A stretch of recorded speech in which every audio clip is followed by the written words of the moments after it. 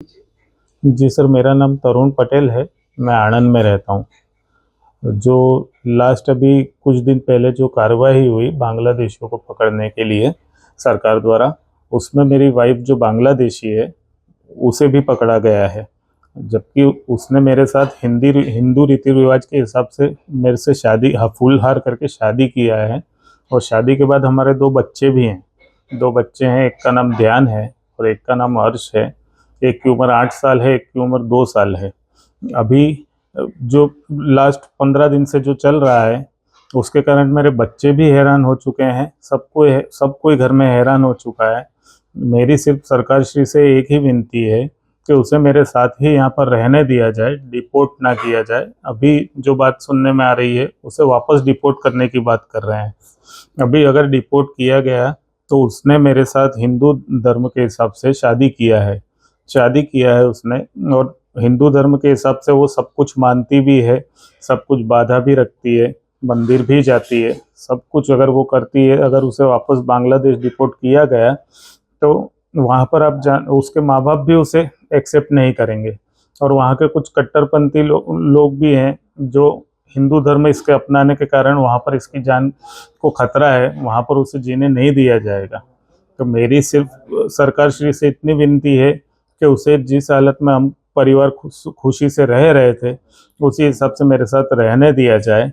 और हम लोग आज से 10-11 साल पहले फेसबुक थ्रू हम लोग कांटेक्ट में आए थे। फेसबुक पे हमारा कांटेक्ट होने के बाद हमारे आपसी बातचीत में हम लोगों ने आपस में शादी करने का निर्णय लिया।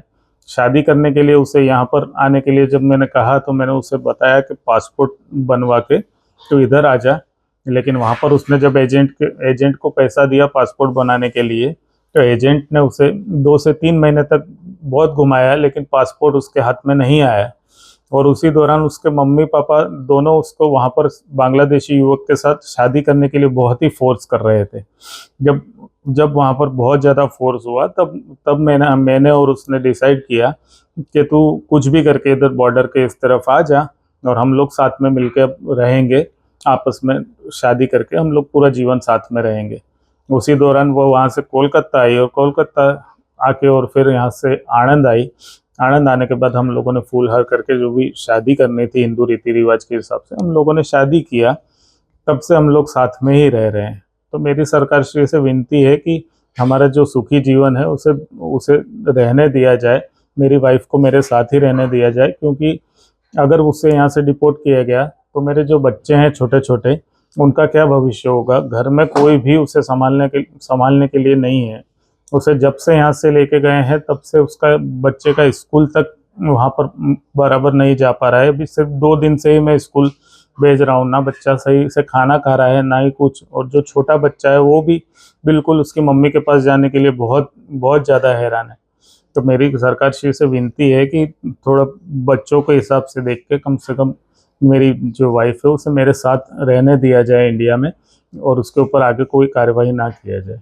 रिपोर्ट के लिए बिल्कुल सुनते से ही बच्चे, मम्मी चली जाएगी ये सुनते से ही बच्चे बहुत ज़्यादा हैरान हो जाते हैं और पूरे दिन रोते रहते हैं बस। क्या लीगल प्रोसेस किया? मैंने लीगल प्रोसेस के लिए भी एक एडवोकेट के थ्रू हाई कोर्ट में पिटीशन डाला है। वो भी मैंने उस डिपोर्ट रोकने के लिए ही डाला है, लेकिन अभी उसके ऊपर कोई जवाब आया नहीं है।